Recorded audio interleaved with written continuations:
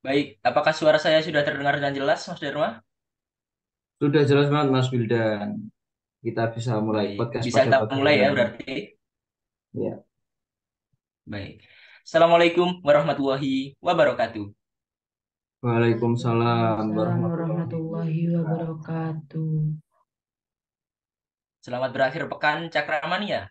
Puji dan syukur kita panjatkan kehadirat Allah Subhanahu wa taala serta sholawat dan salam semoga dilimpahkan kepada junjungan kita Nabi Agung Muhammad Shallallahu alaihi wasallam. Alhamdulillahirabbil alamin wassalatu wassalamu ala asrofil anbiya'i wal mursalin wa ala alihi wa sahbihi ajmain. Amma ba'du. Apa kabar Cakramania? Semoga kita selalu dalam kondisi sehat dan selalu mendapatkan tuntunan dari kasih sayang Allah Subhanahu wa taala. Amin. Allahumma amin. Selamat bergabung ke dalam acara podcast Pagi Penuh Berkah dengan saya Muhammad Ildan Nasril dan rekan saya. Dan saya Dharma Haryo Winawan. Pada kesempatan kali ini kami akan membahas tema mengenai feminisme dan disorientasi seksual dalam perspektif Islam.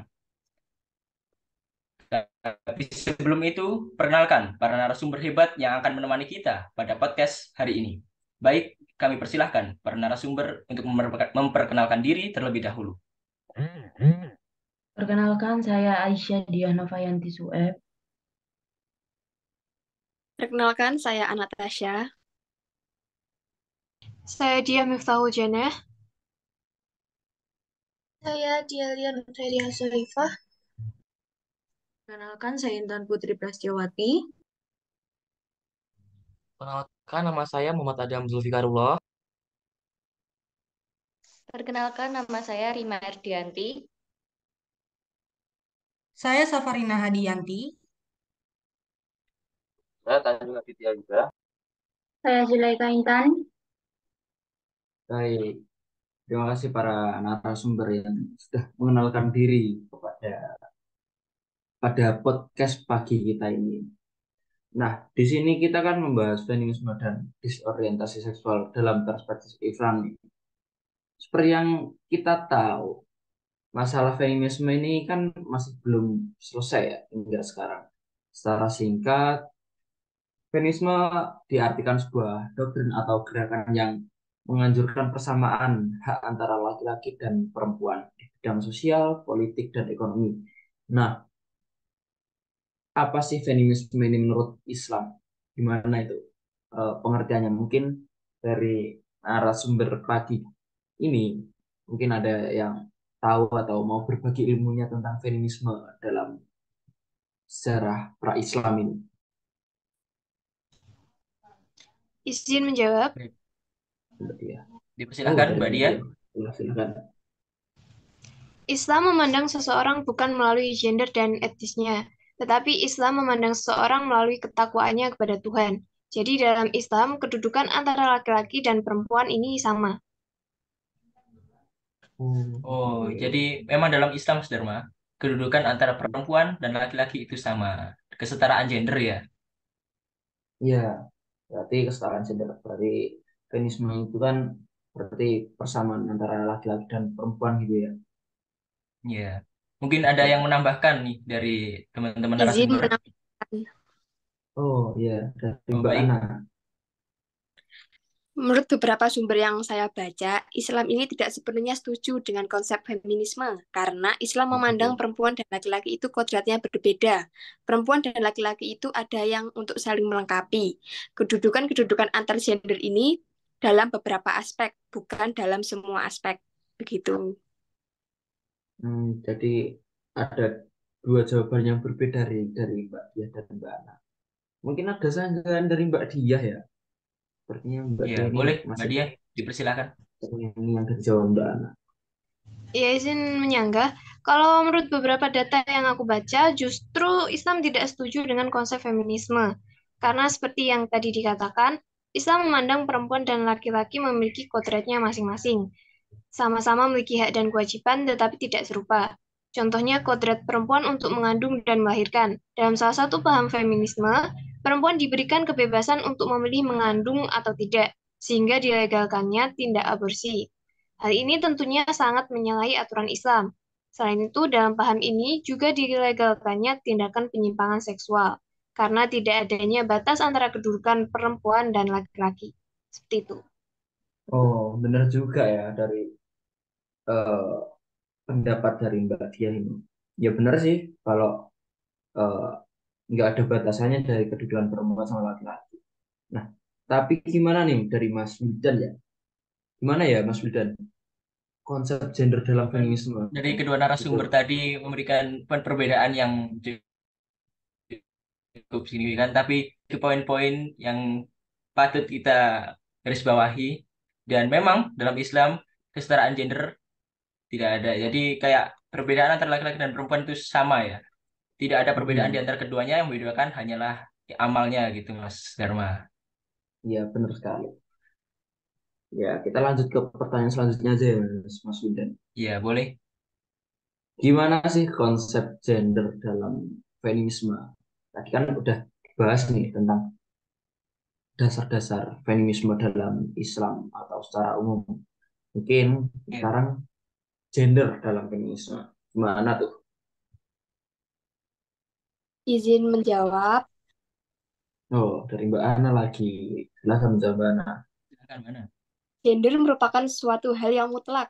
Bagi feminisme, konsep gender berarti adanya perbedaan mutlak antara perempuan dan laki-laki. Gender bagi feminis bukanlah perbedaan dari segi biologis, tetapi ada pada kehidupan sosial. Gender ini yang memposisikan perempuan dan laki-laki dalam suatu hubungan dinamis. Pemakaian kata gender dalam feminisme mula pertama dicetuskan oleh Anne. Dia memulai dengan mengajak warga dunia untuk memahami bahwa sesungguhnya ada dua istilah yang serupa, tetapi tidak sama, yaitu seks dan gender. Selama ini masyarakat menganggap kedua istilah itu sama saja, yaitu sebagai suatu yang harus diterima secara taken for granted, yaitu menganggap sebuah sudah semestinya begitu. Padahal, jika berbicara tentang perubahan sosial, itu membutuhkan pemahaman yang baik tentang mana wilayah yang bisa diubah dan wilayah mana yang bisa harus diterima begitu saja. Begitu ya. Baik, jawaban yang luar Oh, biasa diberikan oleh Mbak Ana ya Mas Dharma. biasa Bagaimana sekali. Mas Dharma? Ya, bisa cukup dipahami dari konsep dasar ini, gender dalam feminisme ya. Ya, Baik. kita jadi tahu kalau bahwa konsep gender ini punya perbedaan yang mutlak antara perempuan dan laki-laki gitu. Ya, ya. Oke, mungkin lanjut saja ya, Mas Wildan. Baik, kita masuk nih ke dalam pembahasan mengenai sejarah perempuan sebelum dan sesudah adanya Islam. Oh Apakah ada ya, narasumber yang bersedia untuk menjelaskan sejarah dari perempuan ini, Mas? Dipersilakan untuk para narasumber. Mungkin saya ingin sedikit menjelaskan ya mengenai Baik, Mbak perempuan Ika. Islam. Ya, jadi agama Islam adalah ajaran yang sangat menjunjung tinggi nilai-nilai kemanusiaan, keadilan, kesetaraan, dan kemuliaan. Ajaran yang dibawa oleh Nabi Muhammad ini menjadi agama revolusioner yang mampu merubah suatu keadaan hina menjadi mulia, keadaan yang buruk menjadi sempurna. Di antara bukti dari semua itu adalah penghormatan agama Islam pada wanita. Sebelum menikah, hak kekuasaannya dimiliki oleh ayah dan saudaranya yang laki-laki. Setelah menikah, ia dimiliki suaminya. Dengan kata lain, wanita tidak memiliki peran sama sekali dalam hidupnya sendiri. Kerajaan dan bangsa besar yang ada saat itu juga memperlakukan wanita dengan sangat hina, seperti itu. oh, sudah cukup jelas ya sepertinya Mas Wildan. Tapi mungkin nih, kayaknya ada wajah-wajah yang masih penasaran, mau menambahkan nih kayak dari Iya, narasumber-narasumber kita ini Mas Wildan ya.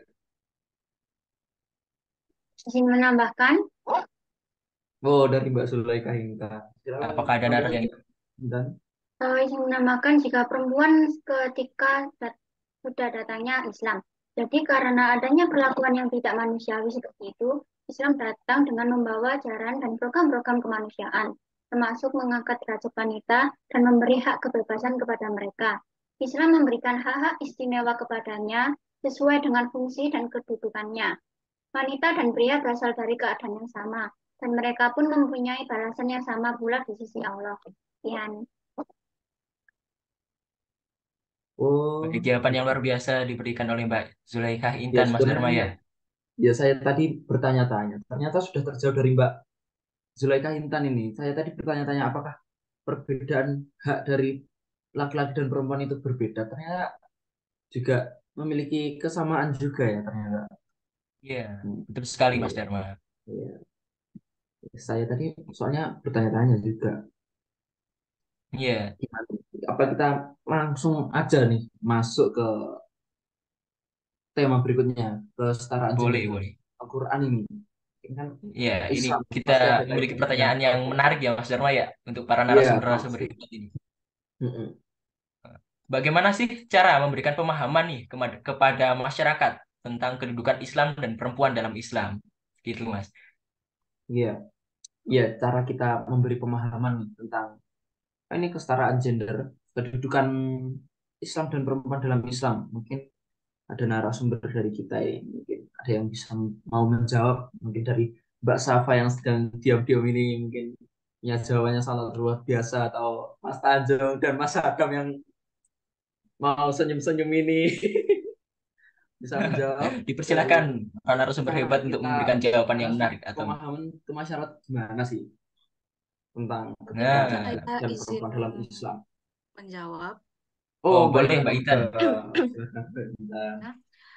Ya, dalam konteks ini, sesungguhnya Islam yang norma-normanya berasal dari gugusan wahyu ilahi telah menempatkan perempuan pada posisi yang sangat terhormat dan mulia, sesuai dengan kodrat dan tabiatnya, tidak berbeda dengan kaum laki-laki dalam masalah kemanusiaan dan hak-haknya. Oleh karena itu, merupakan suatu anggapan yang tidak benar dan sangat keliru jika ada yang menilai bahwa ajaran Islam bersikap diskriminatif terhadap kaum perempuan. Apalagi jika dibandingkan dengan ajaran, sikap, dan adat istiadat di luar Islam. Sungguh perhatian dan penghargaan hukum Islam terhadap kaum perempuan sangat luar biasa. Dalam perspektif ajaran Islam, antara kaum laki-laki dan kaum perempuan memiliki kodrat dan tabiat bawaan sejak lahir yang berbeda baik secara fisik maupun psikis. Tidak ada seorang pun yang dapat membantah realitas yang demikian. Dengan perbedaan demikian, tidak berarti menurut Islam kaum laki-laki lebih unggul atau lebih rendah daripada kaum perempuan, melainkan hanya menunjukkan adanya bentuk fisik dan psikis atau karakter yang berbeda. Makna filosofis yang terkandung di balik penciptaan yang demikian adalah bahwa antara keduanya harus dapat bekerja sama dan berperan sesuai dengan kodrat dan tabiatnya masing-masing. Seperti itu. Oh, Baik, gitu. bagaimana Mas Dharma? Jawaban yang sungguh sangat lengkap Sungguh nih luar dari Mbak Intan biasa. nih. Tapi ini Luar kan biasa, kita Mas. membahas tentang Islam, pasti ada kaitannya dengan hadis dalam Al-Quran. Mungkin Nah, ada dari kaitannya nih dengan narasumber kita ini ayat-ayat ada yang Al-Quran Mas Dharma ya. tahu. Sepertinya Mas Adam sudah mesum-mesum ini tahu.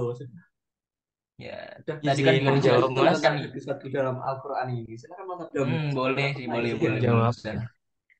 Keterangan gender pada Al-Quran juga dijelaskan pada Quran Surat Al-Hujurat ayat 13, yang artinya, hai manusia, sesungguhnya kami menciptakan kamu dari seorang laki-laki dan seorang perempuan, dan menjadikan kamu berbangsa-bangsa dan bersuku-suku, supaya kamu saling kenal mengenal. Sesungguhnya, orang yang paling mulia di antara kamu di sisi Allah ialah orang yang paling takwa di antara kamu. Sesungguhnya Allah Maha mengetahui lagi Maha mengenal. Jadi pada ayat tersebut kita bisa mengetahui bahwa Allah tidak membeda-bedakan kedudukan antara perempuan dan laki-laki dalam meraih kemuliaan di sisinya. Bahwasanya kemuliaan memang tidak ada kaitannya dengan perbedaan jenis kelamin, warganegaraan, dan juga warna kulit. Itu Mas. Waduh. Oh, sangat cukup jelas ya. Dalam Al-Quran ternyata sudah menjelaskan ya Mas Wildan ya. Bagaimana Iya, tentang baik. ini perbedaan Kesetaraan dalam gender ini ya. laki-laki dan perempuan. Ternyata Tuhan itu tidak membedakan kedudukan antara perempuan dan laki-laki. Nah, berarti Iya, untuk meraih kemuliaan di sisinya gitu. memang dari isi Quran Surat Al-Hujurat tadi dapat disimpulkan bahwa memang tidak ada perbedaan yang mendalami dalam hal perempuan dan laki-laki. Semuanya setara Ya, gitu, Mas ya. ya. Yes, kita ternyata kita dari belajar dari ini ya di sini kita tahu ya, jadi untuk perempuan dan laki-laki tidak ada bedanya. Jadi kita itu setara. Jadi Iya, tidak ada yang betul minus sekali di Mas antara Dharma. perempuan dan laki-laki. Kita itu harus sama gitu ya Mas Wildan ya. Iya, ya Ya langsung bisa. kita masuk ke kodrat perempuan nih Mas Dharma. Boleh banget. Nah, Boleh. ini saya bertanya-tanya nih. Kenapa sih Kenapa tuh? wanita itu setelah menikah harus dimiliki oleh suami? Kan sebenarnya seorang anak itu kodratnya ke ayah atau saudara laki-lakinya. Kenapa sih kalau udah menikah dimiliki oleh suami? Mungkin dari Kenapa tuh? narasumber kita ini bisa menjawab. Baik, izin menjawab mengenai Oh, dari Mbak Intan. Silakan jawab. Sepertinya dari tadi Mbak Intan Silakan Mbak Intan. sangat mendalami tentang materi feminisme ini. Terima kasih. Silakan berbagi ilmunya tentang ini. baik, izin menjawab mengenai kenapa wanita setelah menikah itu dimiliki oleh suaminya. Karena dalam ajaran Islam, seorang istri dianjurkan untuk ikut dengan suaminya setelah menikah. Karena kehidupan selanjutnya setelah menikah itu tanggung jawab istri itu jatuh kepada suami. Semuanya dipenuhi oleh suami dan suami yang akan mencukupi semuanya. Hal ini sebagaimana disebutkan dalam surat Al-Talaq ayat 6 yang artinya tempatkanlah mereka, Kak istri, di mana kamu bertempat tinggal menurut kemampuanmu dan janganlah kamu menyusahkan mereka untuk menyempitkan hati mereka. Dan suami memiliki tanggung jawab atas perempuan, istrinya, maka sepatutnya perempuan menjalankan amanah hidup berkeluarga. Seperti itu. Hmm, ya, berarti kita ini dapat menyimpulkan ya Mas Wildan bahwa eh, perempuan emang setelah menikah kembali ke laki-laki, ke suaminya gitu ya. Tapi kita Ya, sebagai betul sekali Mas laki-laki Dharma. harus punya tanggung jawab gitu ya berarti sama perempuan, sama istri terutama. Iya, seperti itu. Oh ya, gitu deh. Gimana nih kita kalau lanjut ke hak perempuan dalam Islam ini gimana gitu? Boleh Sudah sih Mas Dharma, bergabung. kan kebanyakan Ya, dari narasumber kita yang hebat ini kan perempuan nih. Kan iya, juga banyak menarik yang kita perempuan nih. membahas atau menyinggung mengenai hak-hak perempuan nih Mas Dharma. Pasti lebih paham nih tentang hak perempuan. Kita kan sebagai laki-laki mungkin paham tapi secara umum aja ya. Mungkin ini lebih Iya, dalam betul lagi, sekali. lebih kompleks dari narasumber-narasumber yang hebat ini. Lagi banyak yang perempuan ini. Kalau gitu, Baik, apa aja sih hak-hak perempuan itu sendiri? Mungkin ada, dari siapa tadi yang udah open mic? Mbak Dihelian. baik, baik. Saya. Oh, boleh. Silakan. Silakan Mbak Dian. Baik, saya mau menjawab tentang hak perempuan dalam Islam.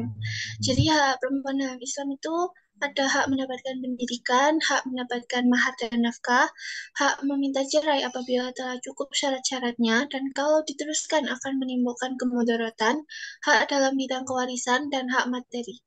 Mungkin akan ada banyak pertanyaan mengenai hak pendidikan bagi perempuan. Berarti apa laki-laki tidak mempunyai hak pendidikan atau hanya perempuan saja? Sebenarnya itu laki-laki memang sudah seharusnya gitu mempunyai hak pendidikan, lain halnya dengan perempuan. Karena adanya ketidaksetaraan akses perempuan dalam pendidikan, salah satunya yang disebabkan oleh budaya patriarki, yang sebagian besar ada di belahan dunia termasuk di Indonesia. Masyarakat yang menganut patriarki ini menempatkan peran laki-laki lebih dominan dalam segala hal dibandingkan perempuan. Budaya patriarki yang dianut masyarakat memberi suatu batasan bagi perempuan eh, memperoleh pendidikan. Hal ini turut menyumbang pada rendahnya kualitas perempuan. Gitu. Jadi seperti itu Oh, Mas Dharma. Ada iya, iya. budaya-budaya patriarki yang menyebabkan laki-laki itu lebih unggul di pandangan masyarakat Mas Dharma. Iya.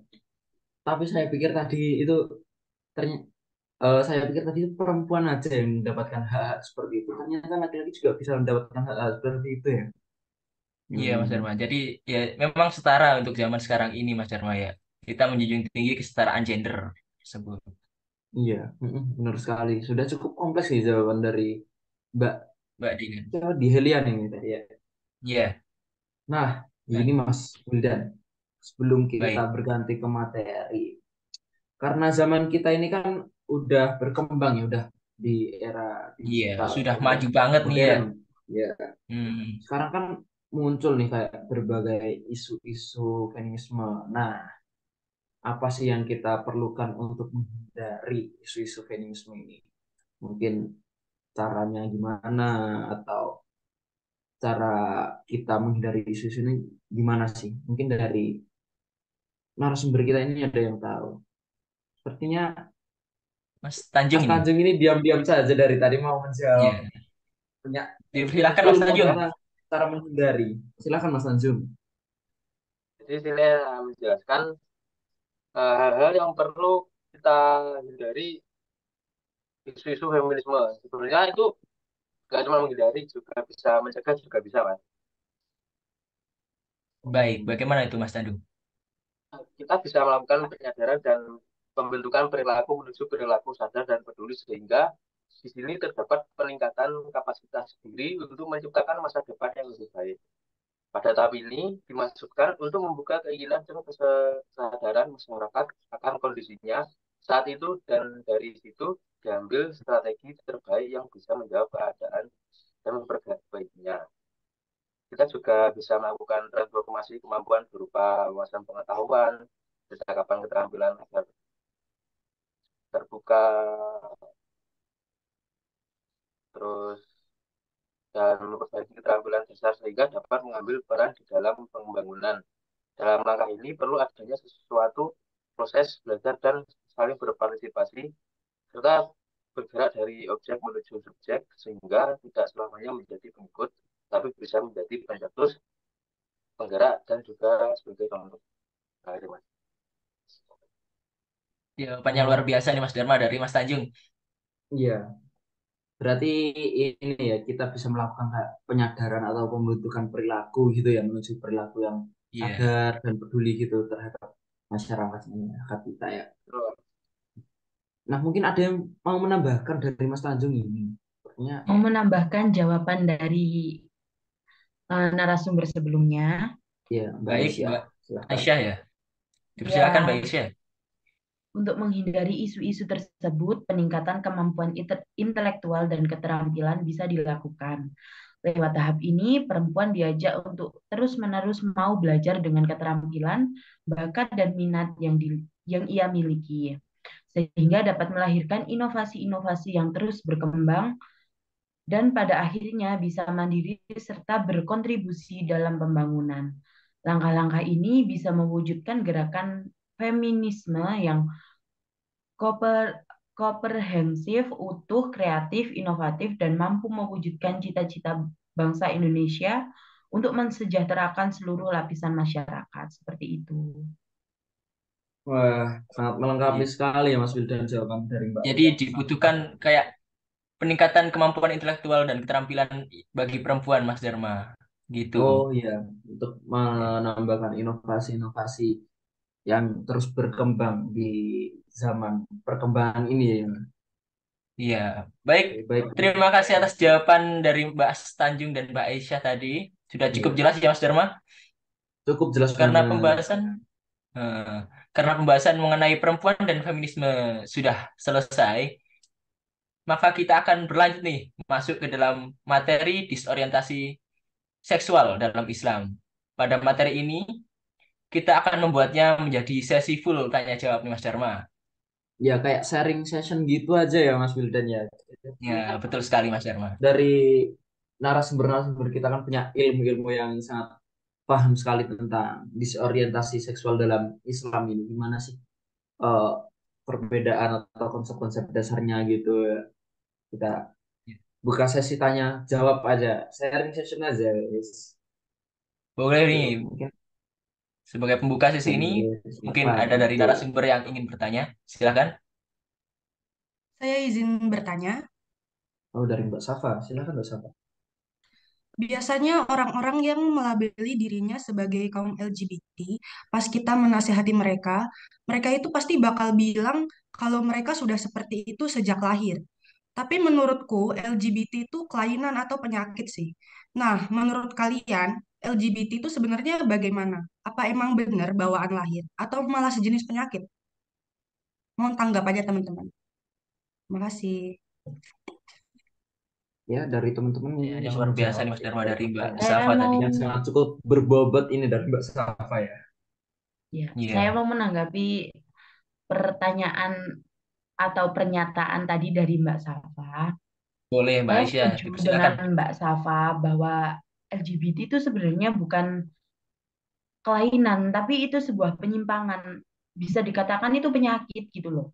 Menurut sumber yang saya baca, neuropsikolog dari Universitas Al-Azhar Indonesia menyatakan bahwa LGBT itu penyakit mental yang bisa disembuhkan dan bukan disebabkan oleh faktor biologis ataupun bawaan lahir seperti itu.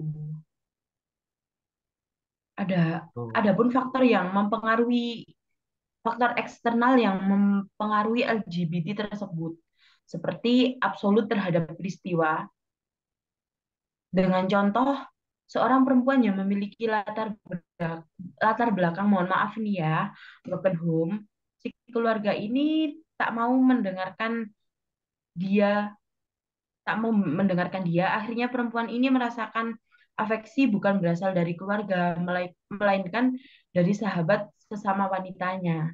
Ia sering melihat adegan pornografi, akhirnya ia melakukan dengan sahabat ceweknya tersebut. LGBT disebabkan oleh multifaktor, antaranya mirip famili serta mengakses pornografi. Bila otak seseorang terlalu sering mengakses pornografi, utamanya kolerasi seksual sesama jenis, maka otak bisa mengikutinya. Ini sebabnya otak yang fleksibel seperti plastik. Ditambah ditambah media sosial yang sebagai pintu untuk seseorang terjangkit LGBT. Seperti itu. oh, iya, iya. Gimana dari Mas Wildan? Mungkin kita bisa Ya, paham menurut ya jadi dari ya LGBT ini LGBT itu berarti ya, suatu penyimpangan ya, yang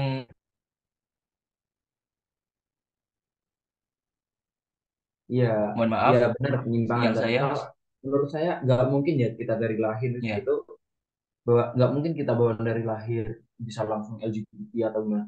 Pasti ini ada kayak sesuatu hal yang bisa membuat mereka menjadi seperti itu. Mungkin dapat ya faktor-faktor yang tadi yang sudah dijelaskan, Mas. Jadi buat para seperti pemirsa yang lagi nonton dapat disimak ya, bahwa ya faktor-faktor yang menyebabkan seseorang berperilaku atau melakukan LGBT tadi salah satunya adalah seringnya menonton pornografi gitu, Mas.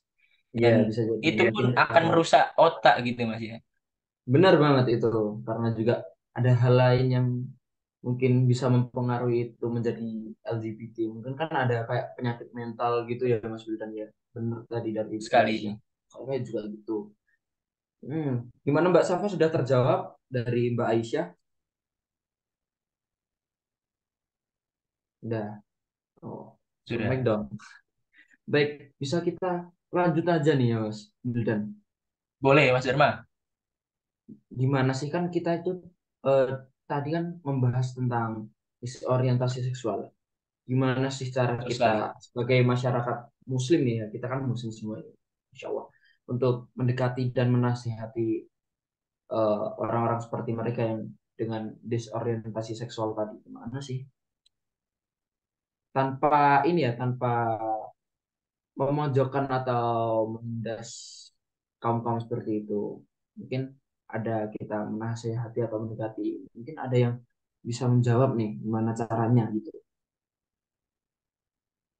Mungkin dari siapa Mas Adam atau Mbak Safa lagi atau Mbak Zulaikha Intan atau Mbak Izin Rima. menjawab. Oh, Mbak Rima nih, Mas. Oh Mbak Rima Ya, sudah on dipersilakan. mic silakan Mbak Rima. Ya, Ya, menurut saya sebagai seorang Muslim, kita bisa melakukan pendekatan terhadap individu disorientasi seksual tersebut dengan cara yang pertama adalah mendengarkan tanpa menghakimi mereka, supaya kita bisa menciptakan ruang yang aman untuk mereka berbicara.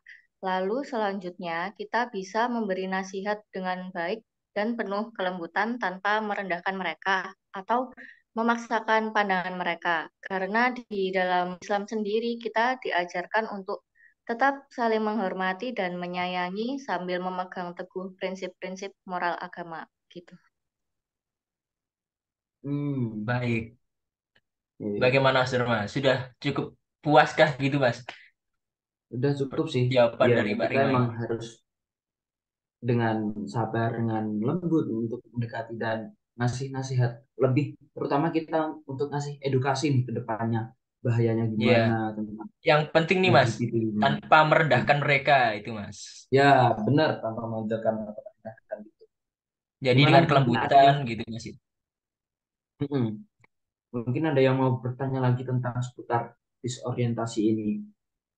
Saya ingin bertanya, Oh iya, Boleh, dari Mbak Mbak Intan? Zulaikha Intan. Silakan. saya ingin bertanya mengenai hak asasi manusia. Jadi, apakah kita sebagai manusia harus menerima LGBT atas dasar kemanusiaan? Dan di antara dasar kemanusiaan dan dasar Islam lebih kuat mana?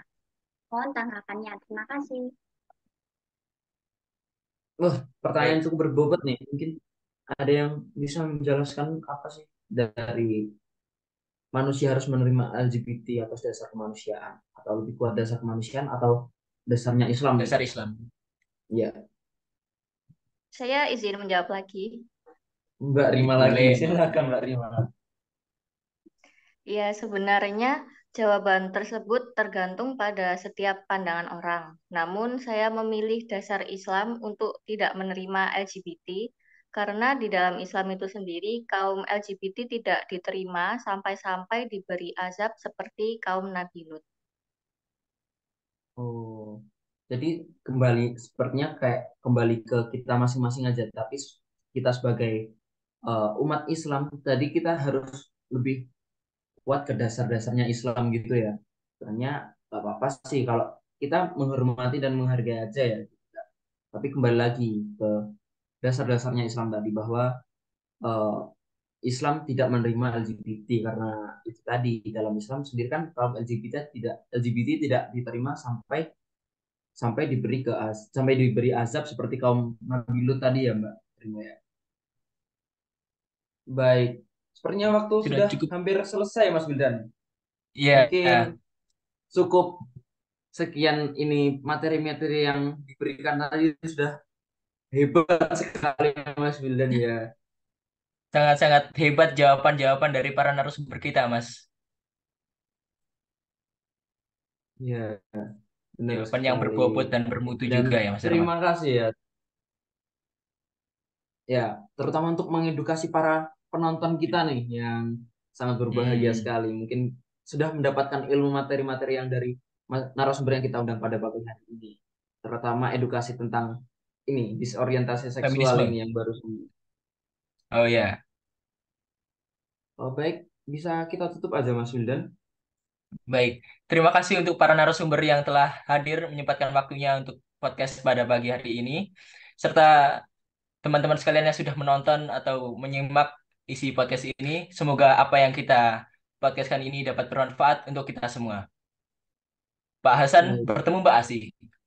cakep. Cukup sekian dan terima kasih. Ya, jelas. Wassalamualaikum Baik, warahmatullahi wabarakatuh. Waalaikumsalam Waalaikumsalam warahmatullahi warahmatullahi wabarakatuh. wabarakatuh.